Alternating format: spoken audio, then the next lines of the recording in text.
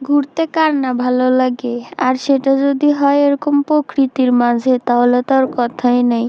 তা আমরা সব বান্ধবীরা মিলে একসাথে ঘুরতে গেছিলাম। জায়গাটার নাম আমার ঠিক মনে নাই, কিন্তু জায়গাটা অনেক সুন্দর। পাশে হচ্ছে মাছের ঘের আর ওই দূরে হইছে সাগর। জিনিসটা দেখতে যে এত ভাল লাগতেছিল।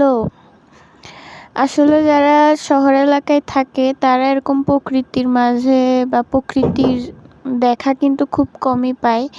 তো যার কারণে হঠাৎ এরকম প্রকৃতির মাঝে যাইতে বা ঘুরে বেড়াইতে কিন্তু অনেক ভালোই লাগে।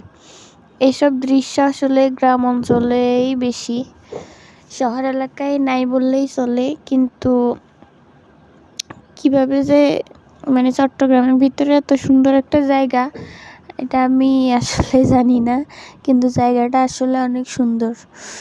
তো যাওয়ার পরে তো আমরা ভীষণ খুশি। প্রথমে ভাবছিলাম যে কই না কই যাচ্ছি, কেমন না কেমন হবে, আদৌ ভালো লাগবে কি না, কিন্তু যাওয়ার পর মন ভালো হয়ে গেছে। সেই মন ভালোর ঠেলায় সব বান্ধবীরা মিলে একটু দুষ্টুমি ফাইজলামি শুরু করলাম। ওই যে, তো ফাইজলামি দুষ্টুমি করতে করতে সন্ধ্যায় হয়ে গেছে। সন্ধ্যার পর তো ভিউটা জাস্ট ওয়াও। তো ক্যামেরা আসলে এটা বোঝা যাচ্ছিল না ঠিকঠাক। তো সন্ধ্যা হয়ে গেছে, এখন সবাই বাসায় চলে যাব।